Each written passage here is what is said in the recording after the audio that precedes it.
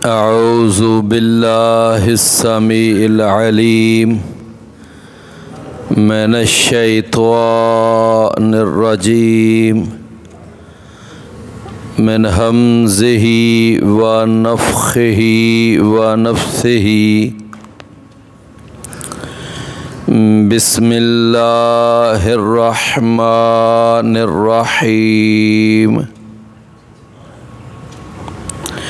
ला उक़्सिमु बियौमिल क़ियामह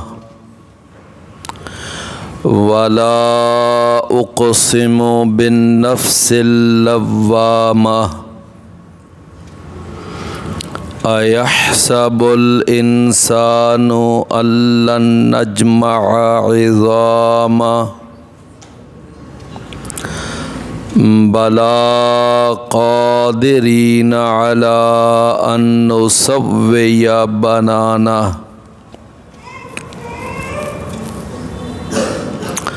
ला नहीं उक़्सिमु बियौमिल क़ियामा मैं कसम उठाता हूँ क़यामत के दिन की।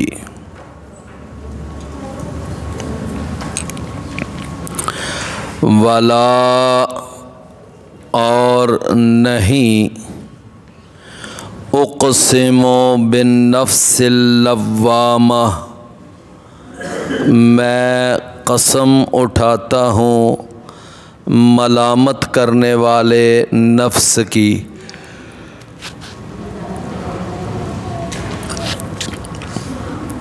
अयहसबुल इंसानु क्या गुमान करता है इंसान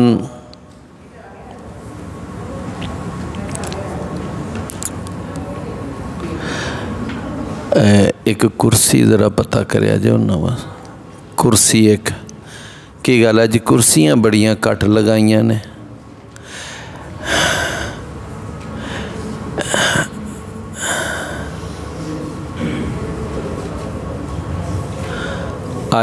आज मिल जाती है जगह।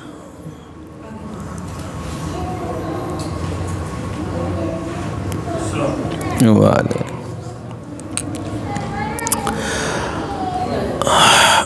बला अयहसबुल इंसानु क्या गुमान करता है इंसान अल्लन नजमअ इज़ामा के हरगिज़ नहीं हम जमा कर सकेंगे उसकी हड्डियों को। बला क्यों नहीं क़ादिरीना हम कुदरत रखने वाले हैं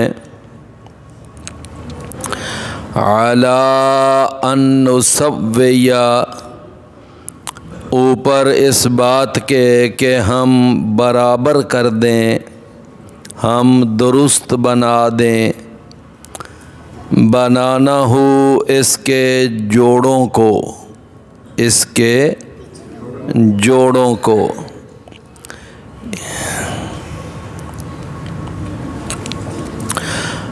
बल युरीदुल इंसानो बल्कि इरादा रखता है इंसान ले यफ़जुरा अमामा के वो गुनाह बेजे अमामा हो अपने आगे।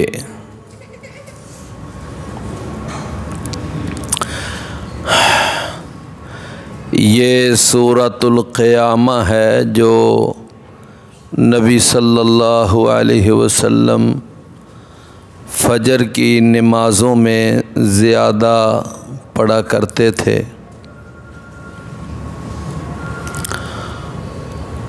तो सूरतुल क़ियामा इसका नाम ये इसलिए रखा गया है कि इसकी पहली ही आयत में ये लफ्ज़ इस्तेमाल हुआ है बियौमिल क़यामा।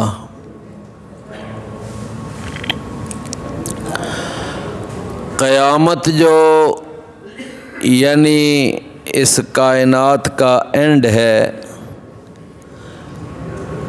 तो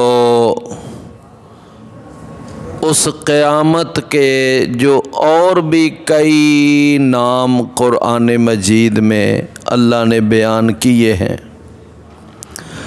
मसलन क़यामत को अल्लाह ताला ने अल-वाक़िया भी कहा है, इज़ा वक़अतिल वाक़िअतु, अल-हाक़्क़ा भी कहा है। इसी तरह अल-क़ारिआ भी क़यामत का एक नाम है। अल-गाशिया ये भी क़यामत के नामों में से एक नाम है। हल अताका हदीसुल गाशिया। इसी तरह अस्साख़ा ये भी क़यामत का एक नाम है। और अत्ताम्मतुल कुबरा ये भी क़यामत के नामों में एक नाम है, यानी सबसे बड़ी छा जाने वाली मुसीबत। यौमद्दीन भी क़यामत का नाम है, बदले का दिन। यौमत्तगाबुन ये भी क़यामत का एक नाम है कि घाटे का दिन। यौमल जम्अ ये भी क़यामत का एक नाम है, जमा होने का दिन। यौमत तलाक़ ये भी क़यामत का एक नाम है, यानी मुलाकात का दिन। तो ये मुख्तलिफ जो नाम मैंने आपके सामने रखे हैं, अल-वाक़िया, अल-हाक़्क़ा, अल-क़ारिआ, अल-गाशिया, अस्साख़ा, अत्ताम्मतुल कुबरा, यौमुद्दीन, यौमुत्तगाबुन, ये मैंने नाम आपको कुछ कुरान से बयान किए। अच्छा, आप ये बताएं कि ये सारे जो नाम हैं ये किसके नाम हैं? किसके नाम हैं? क़यामत के। तो आज हम जो सूरत पढ़ने लगे हैं, इस सूरत का नाम क्या है? सूरतुल क़यामा। यानी वो कुरान मजीद में जितने अल्फाज और जितने वो इस्तेमाल हुए हैं ना नाम, वो क़यामत के सिफाती नाम हैं। और क़यामत का नाम अल-क़यामा ये उसका एक ज़ाती नाम है। क्या है? एक ज़ाती नाम है। तो अब आज हमने पहले इस बात को भी ज़रा समझना है कि अल-क़यामा क़यामत, क़यामत को क़यामत क्यों कहते हैं?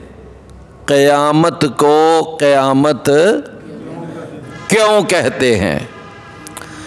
हमने शायद इस बात पे कभी इतनी ख़ास तवज्जो नहीं दी कि क़यामत को क़यामत क्यों कहा जाता है। वैसे इस सवाल का जवाब बड़ा आसान सा है, कोई इतना मुश्किल नहीं है, लेकिन बस तवज्जो की बात है। मेरे भाइयों, ये जो लफ्ज़ है एक कामा, कामा का माना क्या होता है? कामा खड़ा होना, यकूमो वो खड़ा होता है।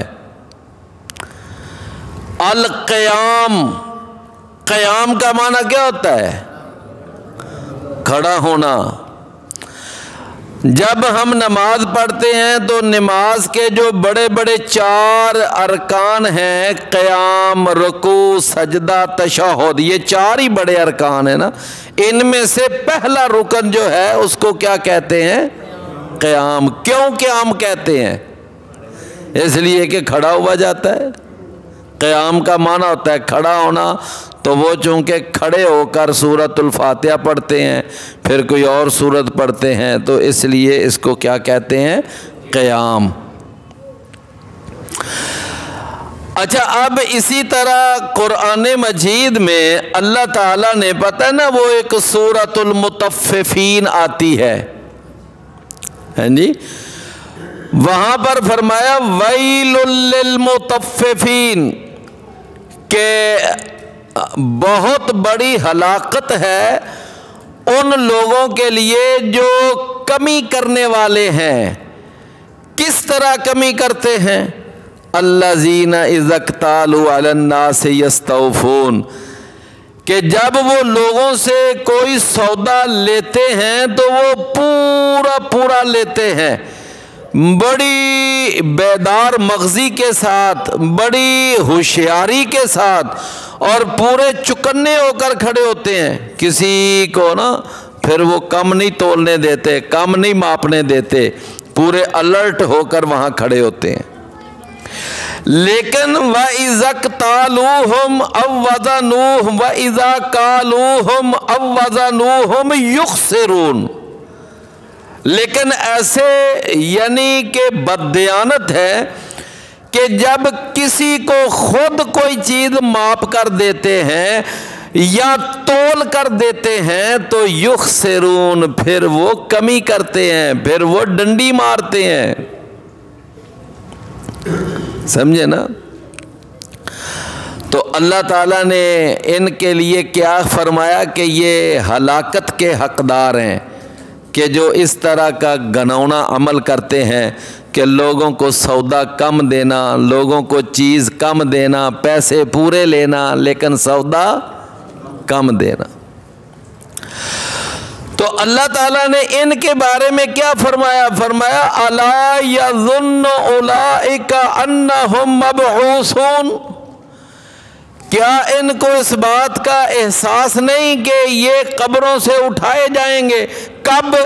फरमाया यौम यक़ूमुन नासु लिरब्बिल आलमीन, जिस दिन लोग खड़े होंगे लिरब्बिल आलमीन, सारे जहानों के रब के लिए, अपने रब के सामने जाकर खड़े होना है। अपनी कब्रों से उठना है, कब्रों से खड़े होना है, और खड़े होकर फिर अल्लाह के सामने जाकर जवाब देना है। भाई बात समझ आई ना? यौमा यक़ूमुन नासु लिरब्बिल, जिस दिन खड़े होंगे लोग रब्बुल आलमीन के सामने।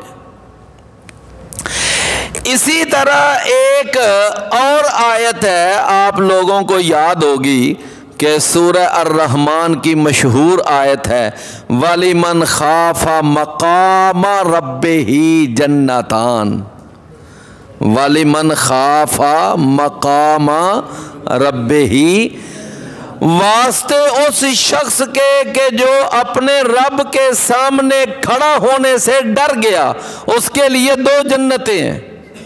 तो मकाम रब्बे ही का माना क्या हुआ? अपने रब के सामने खड़ा होना। तो मेरे भाइयों, क़यामत वाले दिन लोगों ने कब्रों से उठना है, खड़े होना है, और अल्लाह के सामने जाकर फिर पेश होना है। तो इसलिए उस क़यामत का अल्लाह ने जो यानी सबसे मशहूर नाम, सबसे बड़ा नाम और सबसे ज़्यादा इस्तेमाल होने वाला नाम, वो अल्लाह ने रख दिया यौमुल क़यामा। क्या रख दिया? यौमुल क़यामा, कि खड़ा होने का दिन। यौमुल क़यामा का माना क्या है? खड़ा होने का दिन, अपनी कब्रों से खड़े होने का दिन, अल्लाह के सामने खड़े होने का दिन। समझ आई ना? तो अब फिर इस सवाल का जवाब समझ आ गया ना कि क़यामत के दिन को क़यामत का दिन क्यों कहते हैं। क़यामत के दिन को क़यामत का दिन क्यों कहते हैं? क्योंकि क़यामत का माना होता है अल-क़यामा का माना होता है खड़ा होना। तो क़यामत को क़यामत इसलिए कहते हैं कि हर शख्स ने अपनी अपनी कब्र से खड़े होना है और फिर अल्लाह के सामने भी जाकर खड़े होना है, वहाँ अपने आमाल की जवाबदेही होनी है। बल्कि आपको वो हदीस याद होगी कि रसूलुल्लाह सल्लल्लाहु अलैहि वसल्लम ने फरमाया कि जब ये आदम का बेटा अल्लाह के सामने जाकर खड़ा होगा ना, तो उस वक़्त ऐसा सख्त किस्म का सन्नाटा और इस तरह की कैफियत होगी कि आदम का बेटा अपने पाँव तक नहीं हिला सकेगा जब तक अल्लाह के कुछ सवालों का जवाब नहीं देगा। समझे ना? अल्लाह से के कुछ सवालों का जवाब नहीं दे। ये बता ये माल कहाँ से कमाया था, फिर ख़र्च कहाँ किया था, इल्म क्या हासिल किया था, फिर इल्म को कहाँ पर ख़र्च किया, तूने अपनी उम्र कहाँ गुजारी, अपनी जवानी कहाँ बसर की, ये सवाल होने हैं वहाँ पर। तो फरमाया कि ला उक़सिमु बियौमिल क़यामत, मैं नहीं, यानी काफरों का ये जो ज़हन है ना कि क़यामत कोई नहीं, क़यामत नहीं आनी, क़यामत है ही नहीं, तो काफरों का ये ज़हन, काफरों का ये नज़रिया, काफरों की ये सोच, ये दुरुस्त नहीं। ला का मतलब समझ आ गए? ला का माना क्या है कि काफरों की ये जो सोच है ना कि क़यामत की उम्मत कोई नहीं, ये उनकी सोच गलत है। फरमाया उक़सिमु बियौमिल क़यामा, मैं क़यामत के दिन की कसम उठा के ये कहता हूँ, मैं क़यामत के दिन की मैं कसम उठाकर कहता हूँ, वला, और नहीं, यानी फिर वही बात कि काफरों के जो अकायद हैं, नज़रियात हैं, वो दुरुस्त नहीं हैं। उक़सिमु बिन नफ्सिल लव्वामा, मैं कसम उठाता हूँ मलामत करने वाले नफ्स की, मलामत करने वाले नफ्स की मैं कसम उठाता हूँ। मेरे प्यारे भाइयों, नफ्स जो होता है ना वो 4 तरह का होता है। कुरान और हदीस में जो नफ्स की जो अक़साम बयान की गई हैं ना, वो कितनी हैं? 4। नफ्स बमाना जान, बमाना इंसान, बमाना शख्स, बमाना रूह। समझे ना? फरमाया कि एक नफ्स वो होता है जिसको कहते हैं नफ्से अम्मारा। नफ्से, ये नफ्से अम्मारा वो होता है कि जो इंसान को गुनाह की तरफ लेके जाता है, गुनाह का हुक्म देता है, बुराई पर उकसाता है। ये जो इंसान को गुनाह पर नफ्स उकसाता है, ये नफ्स कौन सा होता है? नफ्से अम्मारा। चुनाचे 13वां पारा पहली आयत है, अल्लाह ने वहां इरशाद फरमाया कि वमा उबर्रिउ नफ्सी इन्नन नफ्सा लअम्मारतुम बिस्सू, मैं अपने नफ्स को, अपनी रूह को मैं बरीउ ज़िम्मा करार नहीं देती। ये अजीज़े मिस्र की बीवी एतराफ़ कर रही है, इन्नन नफ्सा लअम्मारतुम बिस्सू, ये जो नफ्स होता है ये बुराई की तरफ इंसान को लेके जाता है। जब उसका मामला सारा खुल गया और पता चल गया कि असल गलती जो थी ना वो इस इम्राअतुल अजीज़ में थी, जनाब यूसुफ अलैहिस्सलाम बेकसूर थे और उनकी कोई ख़ता नहीं थी, तो उस वक़्त फिर उसने ये एतराफ़ किया, उसने कहा मैं अपने नफ्स को मैं कब बरी जिम्मा करार देती हूँ कि ये जो नफ्स होता है ये तो इंसान को बुराई पर उकसाता ही है। तो जो नफ्स बुराई पर उकसाए, बुराई पर आमादा करे, बुराई पर बरांगेख्ता करे, बुराई की तरफ लेके जाए, उस नफ्स को क्या बोलते हैं? नफ्से अम्मारा। समझे ना? एक होता है अम्मारा आइन के साथ अम्मारा, एक है अम्मारा, समझे ना, अलिफ के साथ। अल्लाह अकबर। तो मेरे भाइयों, जो नफ्स इंसान को बुराई की तरफ लेके जाए वो नफ्से अम्मारा होता है। चुनाचे जितने काफिर हैं, जितने मुशरिक हैं, जितने बिदअती हैं और जितने बड़े बड़े दुनिया के अंदर ये कब्जा माफिया और ये फ्रॉड करने वाले धोखेबाज और सूदखोर, हराम खोर और झूठ बोलने वाले, बदयांतियां करने वाले, इन सारों के जो नफ्स हैं वो कौन से नफ्स हैं? नफूसे अम्मारा।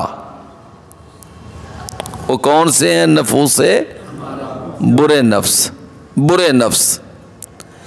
अल्लाह ताला ने कुरान मजीद में एक मिसाल भी दी। फरमाया कि आदम अलैहिस्सलाम के दो बेटे थे, एक हाबील था, एक काबील था। तो उनका एक मामले पे कोई झगड़ा खड़ा हो गया। आदम अलैहिस्सलाम के पास केस आया। आदम अलैहिस्सलाम ने बड़ा बेहतरीन फैसला दिया। फरमाने लगे तुम मेरे दोनों बेटे अपनी अपनी कुर्बानी अल्लाह के सामने पेश करो। जिसकी कुर्बानी कबूल हो गई समझ लेना उसका मौक़िफ़ ठीक है, और जिसकी कबूल ना हुई तो वो समझ ले कि उसका मौक़िफ़ गलत है। चुनाचे उस वक़्त कुर्बानी की कबूलियत की अलामत, निशानी और दलील ये हुआ करती थी कि जानवर ज़बह करके एक जगह पर रख दिया जाता था, आग आती थी और उसको जला देती थी, तो समझा जाता था कि इसकी कुर्बानी अल्लाह ने कबूल कर ली है। और जिसका जानवर पड़ा रहता, पड़ा बदबू छोड़ देता, गंदगी उसमें पड़ जाती, कीड़े पड़ जाते, चीलें खा जाती, जानवर खा जाते, और उसका इसी तरह जानवर गल सड़ जाता, उसको समझा जाता कि इसकी कुर्बानी को अल्लाह ने कबूल नहीं किया। चुनाचे मेरे प्यारे भाइयों, राशिद भाई तुसी अगे तशरीफ लाओ।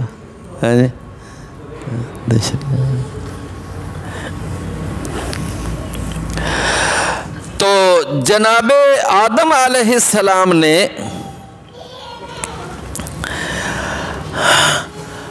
जब ये फैसला दे दिया, अब उन दोनों ने कुर्बानी पेश कर दी। जब दोनों ने कुर्बानी पेश की तो वो जो हाबील था ना, हाबील, उसके बारे में तफसीरों में लिखा है कि वो बड़ा एक शरीफ तबा और नफीस तबीयत का, भला मानस, बुर्दबार, मुतहम्मल मजाज शख्स था, बहुत अच्छी सिफात। जबकि इसके मुकाबले में वो जो काबील था ना, वो बड़ा तल्ख मजाज और बड़ा तुर्श रूह और बड़ा ही ना एक यानी सख्त तबीयत का मालिक, बात बात पे झगड़ा, बात बात पे झगड़ा, यानी झगड़ालू तबीयत वाला था। तो जिस वक़्त वो कुर्बानी पेश कर दी आदम अलैहिस्सलाम के कहने पर, तो अब हुआ ये कि दोनों जानवर पड़े हुए हैं, आग आई और उसने काबील का जानवर जो था उसको ना खाया, वो उसी तरह पड़ा रहा, और हाबील का जानवर जो था उसको आग ने खा दिया, यानी जला दिया, और वो उसी तरह गल सड़ कर ख़राब हो गया, बदबू छोड़ गया। अब वो चूँकि झगड़ालू तबीयत का था, जैसा कि मैंने बताया, तो तो उसने ना अपने भाई हाबील को धमकी दे दी, थ्रेट कर दिया कि मैंने आपको जिंदा नहीं छोड़ना, मैं तुझे कत्ल कर दूंगा। वो कहने लगा भाई इसमें अल्लाह के बंदे देख, मेरे और तेरे बाप ने उन्होंने फ़ैसला दिया था अपनी अपनी कुर्बानी पेश करो, तो उनके फ़ैसले के मुताबिक अब मैंने, तो अब तेरी कुर्बानी अल्लाह ने कबूल नहीं की, तो तू अपनी यानी इस्लाह कर, तू देख कि मेरे अंदर क्या नक्स है कि जिस वजह से मेरी कुर्बानी कबूल नहीं, अपनी तरबियत कर, अपनी इस्लाह कर, अपने आप को ठीक कर। तू उल्टा मुझे कह रहा है कि मैंने तुझे कत्ल कर देना है। तो जनाबे हाबील जो थे ना, उन्होंने कह दिया कि अगर तूने अपना हाथ मेरी तरफ मेरे कत्ल के इरादे से बढ़ाया, लेकिन मैं अपना हाथ तेरी तरफ तेरे कत्ल के इरादे से नहीं बढ़ाऊंगा, मैं नहीं तुझे कत्ल करूंगा। लो देख लो ये कैसी बात है।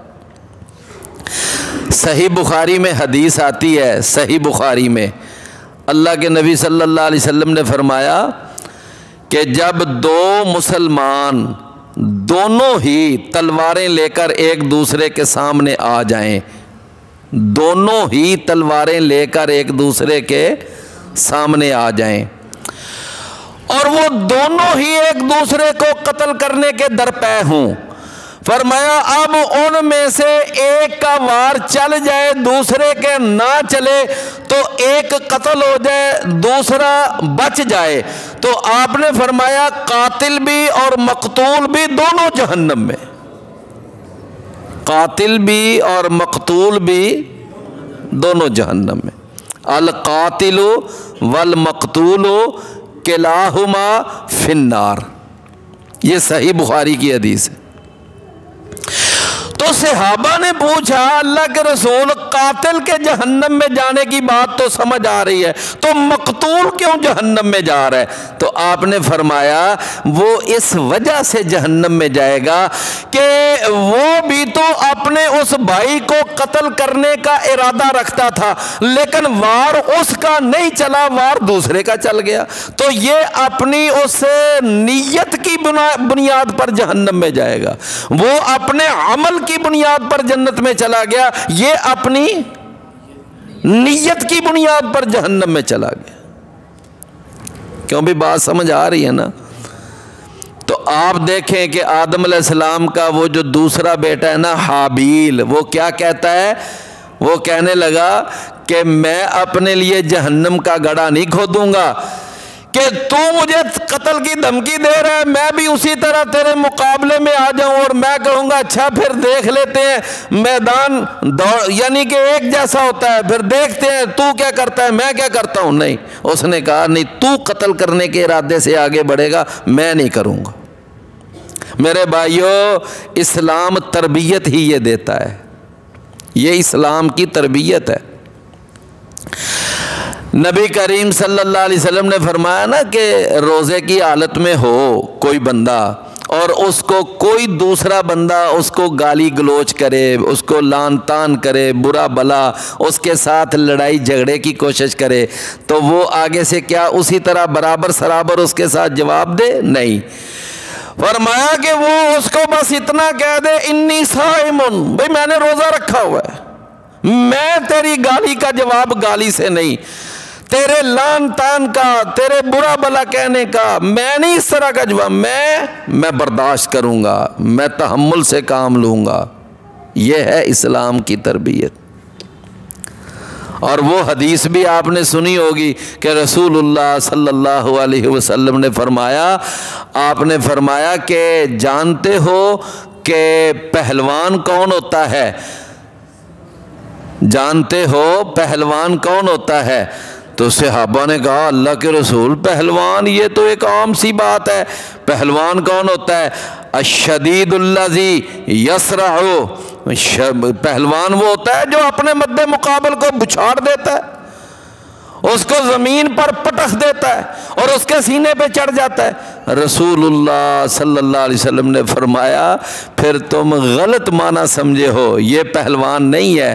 फरमाया अश्शदीदुल्लज़ी यमलिकु नफ्सहु इंदल ग़ज़ब। पहलवान वो होता है कि जो अपने नफ्स पर गुस्से के वक्त काबू पा जाए, वो होता है पहलवान। क्यों भी बात समझ आई ना? तो रसूलुल्लाह सल्लल्लाहु अलैहि वसल्लम ने क्या फरमाया? आपने फरमाया कि सिल मन क़ताअका व आते मन हरामका। समझे ना? जो तो इससे कता रहमी करता है तो उसे जोड़ने की कोशिश कर, जो तुझे महरूम रखता है तो उसे देने की कोशिश कर। तो ये तरबियत है। मैंने अर्ज किया कि एक मजमूई तौर पर इस्लाम अपने मानने वालों की, अपने फॉलोअर्स की ये तरबियत करता है। और यही तरबियत हाबील की थी। उसने कहा तू अगर अपना हाथ मेरी तरफ बढ़ाएगा तो मैं अपना हाथ तेरी तरफ तेरे कत्ल के इरादे से नहीं बढ़ाऊंगा। बिल आखिर क्या हुआ? बिल आखिर ये हुआ कि उसने अपने गंदे और बुरे इरादे पर अमल कर ही लिया और काबील ने अपने भाई हाबील को कत्ल कर दिया। अब ज़रा कुरान के ज़रा अल्फाज सुनना। सूरह अल माइदा और आयत का नंबर है 30। अल्लाह ने इरशाद फरमाया कि फिर क्या हुआ? फतव्वअत लहू नफ्सुहु क़त्ल अख़ीहि फ़क़तलहु फ़कान मिनल ख़ासिरीन। फतव्वअत लहू नफ्सुहु, बस फिर उबारा उसको, उसके नफ्स ने, कत्ल अखी है, अपने भाई के कत्ल पर, फ़क़तलहु, उसने उसको कत्ल कर दिया, फ़कान मिनल ख़ासिरीन, तो हो गया वो खसारा पाने वालों में से। तो ये जो काबील का फिर नफ्स था जिसने उसको अपने भाई के कत्ल पर उबारा, ये नफ्स कौन सा नफ्स था? हैं जी? ये था नफ्से अम्मारा। तो बात आप समझे ना कि नफ्से अम्मारा क्या होता है। इसी पर हम बात कर रहे थे ना कि नफ्से अम्मारा की डेफिनेशन क्या है, नफ्से अम्मारा क्या होता है। अच्छा, अब दूसरी बात कि एक होता है नफ्से लव्वामा, जो आज हम सूरह अल क़ियामा में पढ़ रहे हैं। नफ्से लव्वामा, तवज्जो है ना? नफ्से लव्वामा वो होता है कि अगर उससे कोई गुनाह हो जाए, कोई गुनाह, और फिर वो नफ्स उसको मलामत करता है, नहीं यार ये नहीं काम करना चाहिए था। या फिर ये है कि अगर उससे कोई नेकी रह जाए तो उसको फिर भी नफ्स मलामत करता है कि नहीं ये मेरी नेकी नहीं रहनी चाहिए थी। नमाज रह जाए, रोज़ा छूट जाए, तिलावत की रूटीन में फ़र्क पड़ जाए, कोई उसकी नेकी छूट जाए तो उसका नफ्स उसको झंझोड़ता है। तो जो नफ्स गुनाह के सरजद होने पर मलामत करे और नेकी के छूट जाने पर मलामत करे, उस नफ्स को क्या कहते हैं? क्या कहते हैं? नफ्से लव्वामा। बात समझ आई ना? तो ये नफ्से लव्वामा होता है। जितने भी नेक लोग हैं, स्वाले लोग हैं, अल्हम्दुलिल्लाह उनके जो नफ्स होते हैं वो नफ्से लव्वामा होते हैं। रसूलुल्लाह सल्लल्लाहु अलैहि वसल्लम का एक सहाबी है, अल्लाह के रसूल का सहाबी। अच्छा, उससे हुआ क्या भला? गलती ये हुई कि उसकी ना एक लौंडी थी और वो जाती थी बकरियां चराने के लिए। वो गई हुई थी बकरियां चराने। तो बकरियां चराते चराते ना एक भेड़िया आया और एक बकरी उठाकर ले गया और उसने उसको चीर फाड़ दिया। अब ये बेचारी बच्ची जो थी वो क्या इतनी ताकत रखती थी कि जाकर उस भेड़िए के साथ यानी मुकाबला करती? नहीं, वो बेचारी बच्ची नहीं, उसे भेड़िया ले गया, बकरी उसने चीर फाड़ दी। जब आई ना तो आकर उसने खुद अपने मालिक को बता दिया कि एक भेड़िया आज एक बकरी खा गया। अब वो जो सहाबी था ना उसको एक यानी समझ ले कि इंसानी और बशरी तकाजे के तहत जरा गुस्सा सा आया, उसने थप्पड़ मार दिया। अपनी लौंडी को क्या कर दिया? थप्पड़ मार दिया। जब थप्पड़ मारा ना तो बाद में गौर किया, सोचा, कहने लगा कि नहीं वैसे मैंने की ज़्यादती है, ये बेचारी का क्या कसूर था, चलो वो कर भी क्या सकती थी, ले गया था एक यानी कि भेड़िया, तो मुझे बर्दाश्त करना चाहिए था, मुझे थप्पड़ नहीं मारना चाहिए था। ज़रा गौर से बात समझना। रसूलुल्लाह सल्लल्लाहु अलैहि वसल्लम की खिदमत अक़दस में हाज़िर हुआ, आकर अर्ज करता है अल्लाह के रसूल मामला ये हुआ है, मैंने अपनी लौंडी को थप्पड़ मार दिया है, अब आप मुझे बताएं कि अब मैं इसकी तलाफ़ी क्या करूं, इसका कफ़ारा क्या अदा करूं? तो नबी करीम सल्लल्लाहु अलैहि वसल्लम ने फरमाया अगर तुझे अपनी इस गलती का एहसास हो गया है ना तो फिर अब उसका कफ़ारा ये है कि तू उस लौंडी को आज़ाद कर। क्या कर? आज़ाद कर। अब अगली बात यह है कि यह भी एक इस्लाम का उसूल है कि जब कफ़ारे में किसी गुलाम या लौंडी को आज़ाद करना हो ना तो उस लौंडी और उस गुलाम का मुसलमान होना ज़रूरी है, उसका मुसलमान होना ज़रूरी है। चुनाचे वो खुद ही कहने लगा अल्लाह के रसूल फिर मैं लेके आता हूँ उसको, तो आप उसका ना हल्का फुल्का कोई टेस्ट ले लें, पता देख लें वो मुसलमान है कि नहीं है। तो आपने फरमाया लेकर आया तो अल्लाह के नबी ने छोटे छोटे दो सवाल किए उससे। एक ये सवाल किया कि ऐन अल्लाह, अल्लाह कहाँ है? तो उस बच्ची ने जवाब दिया, लौंडी ने जवाब दिया कि फिस्समा, अल्लाह आसमानों पर है। दूसरा सवाल किया मन आना, मैं कौन हूँ? उसने कहा अंता रसूलुल्लाह, आप अल्लाह के रसूल हैं। लो नबी सल्लल्लाहु अलैहि वसल्लम छोटे छोटे दो सवाल जिनको हम कह सकते हैं मारूजी सवालात, क्विज क्वेश्चन, तो उसने दुरुस्त जवाब दिए। आपने फरमाया आतिकहा, तू इस लौंडी को आज़ाद कर दे, फ़इन्नहा मुमिनतुन, इसलिए कि ये लौंडी मोमिना है। तो वाक़या अर्ज़ करने का मकसद ये है कि वो जो सहाबी है उससे थप्पड़ लग गया, गलती हो गई, तो फ़ौरन उनके नफ्स ने उनको क्या किया? मलामत की। तो ये नफ्स कौन सा नफ्स है? हैं जी? नफ्स लव्वामा। बड़ी मिसालें, मैंने एक मिसाल आपको नफ्स अम्मारा की दी है और एक मिसाल मैंने आपको नफ्स लव्वामा की दी है। अब ज़रा तवज्जो से बात को समझना, मैं सिर्फ 6-7 मिनट का मेरा दर्स बाकी है, टाइम हो जाना है। मैं 6-7 मिनटों में एक बात इंशाल्लाह समझाना चाहता हूँ। अच्छा, अब ज़रा एक कायदा और कुलिया समझें कि ये कितने नफ्स हैं जी? नफ्स अम्मारा और नफ्स लव्वामा। अच्छा, इनकी ना आपस में कशमकश रहती है, टसल रहती है।